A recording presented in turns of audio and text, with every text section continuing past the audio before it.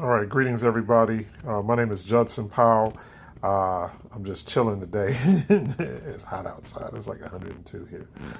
Anyway, what I want you to do is I want you to hit the like button, the subscribe button, and thumbs up to everybody, whether you like me or not.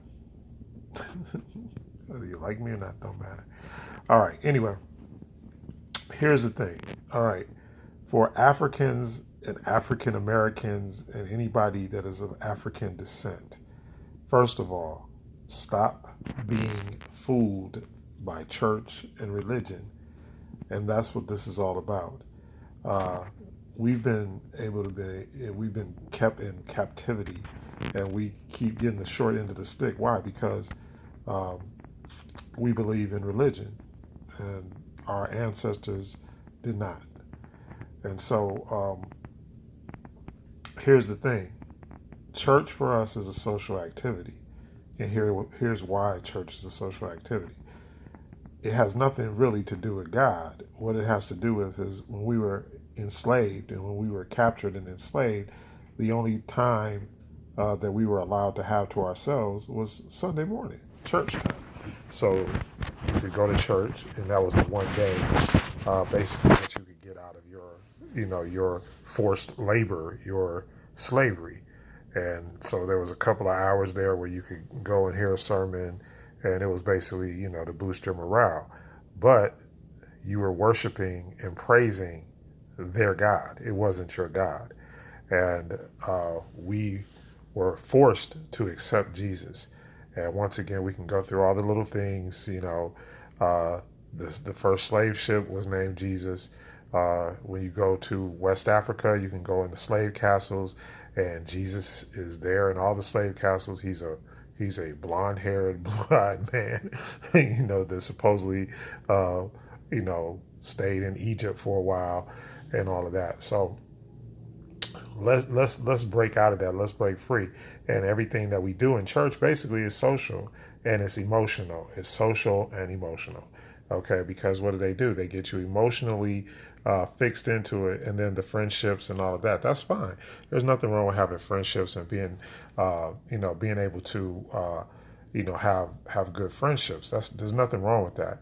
But the problem comes in is that when they control your God, they control who your God is, and they control what you believe and what you have faith in and what you keep faith in. And that's not such a good thing. And remember, the only time that you were able during slavery, when you were able to get out of it, was what? Was when you were in church.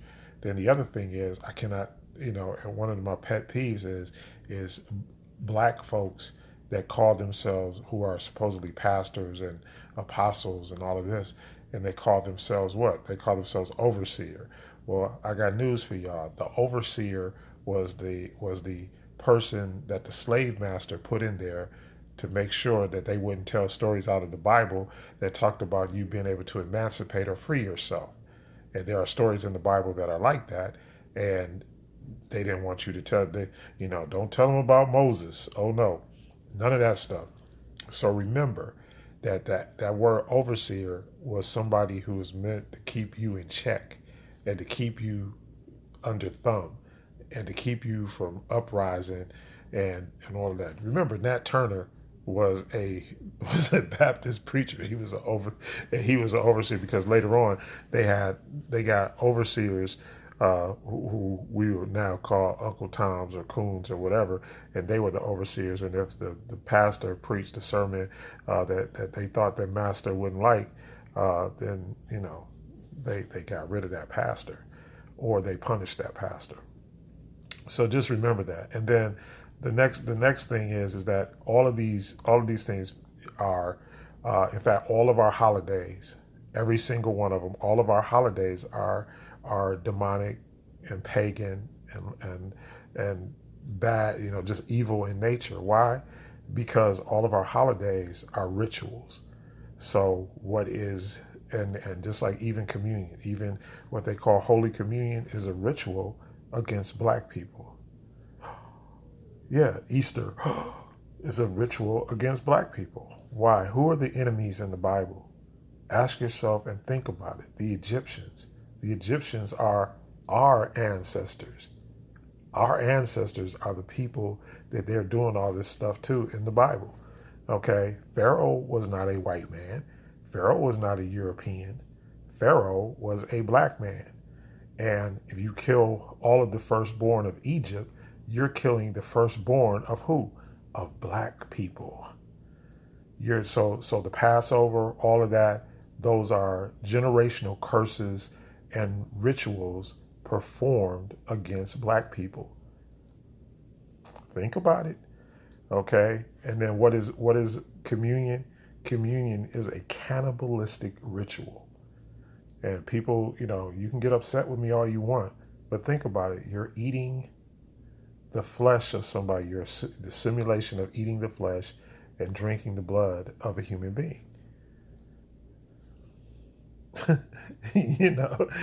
So, and even the scriptures say that what God was, or that Jesus was fully man and fully spirit. Well, so are you.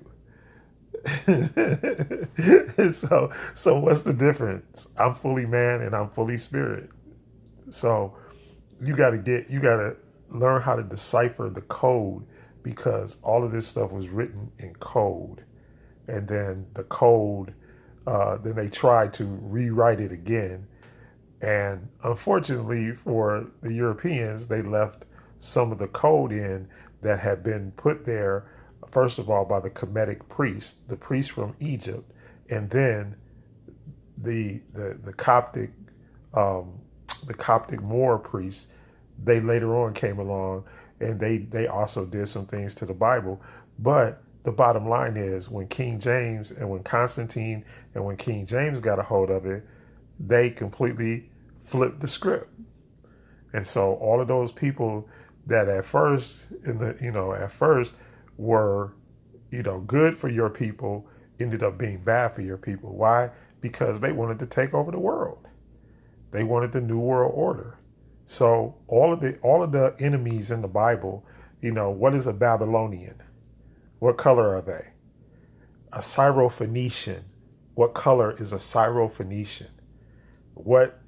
Ask yourself these questions. All of the people in the Bible that the Bible talks about, they're black, brown, yellow, red people. And this is why they were mad, because the Egyptian hieroglyph said that white people were not human.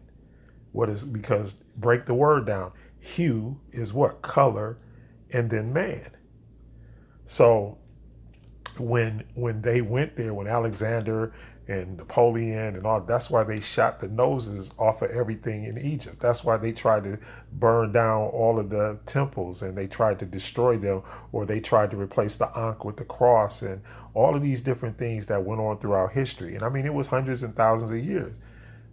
It didn't just happen overnight.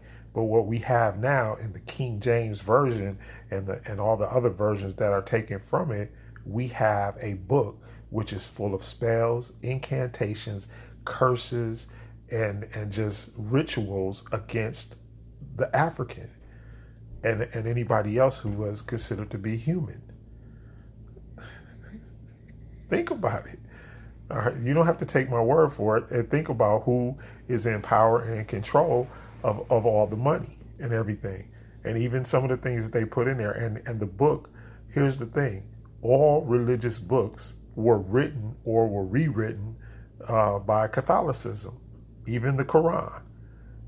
There is historical evidence and proof that the ecumenical councils of the Catholic Church rewrote all of these books so that they could have the advantage. And it's basically the Quran and the Bible, they're the same people, but they pit. It's like the Willie lynching of people, because it pits one group of people against another group of people. Well, let me explain something to you.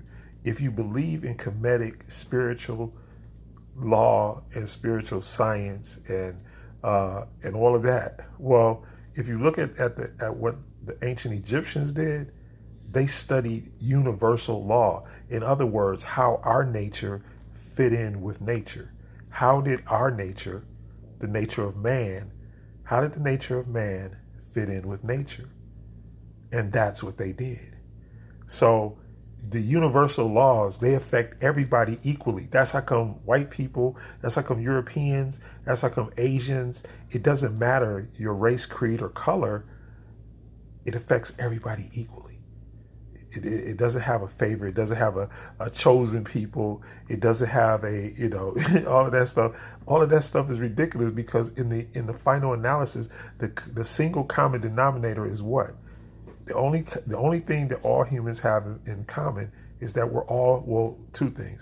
We're all born with a spirit, and we're all born into some type of body, right? That's the only things we really have in common.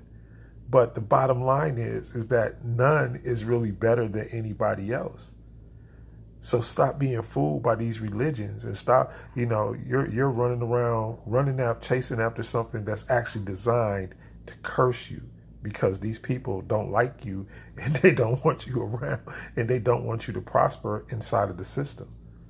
So, in fact, in the final analysis, if you read these books, what they are, they're books of astrology and astrotheology, meaning how does the universe coincide with who I am or who you are, and how do we survive and exist inside of that universe? So there's no advantage to anybody. The only advantage that you have, and that's why what the Kemetic science says, is to know yourself, is to get to know yourself. And once you know who you are within the scheme of the universe, you don't have to really worry about anybody else because the Most High put you here with a special purpose and a special anointing. See? And it has nothing to do with your race, creed, color, religion, social status, economic status. All of those things that we use to judge and to hurt each other. That's the thing that religion has tried to force upon us. Nobody is any more special than anybody else.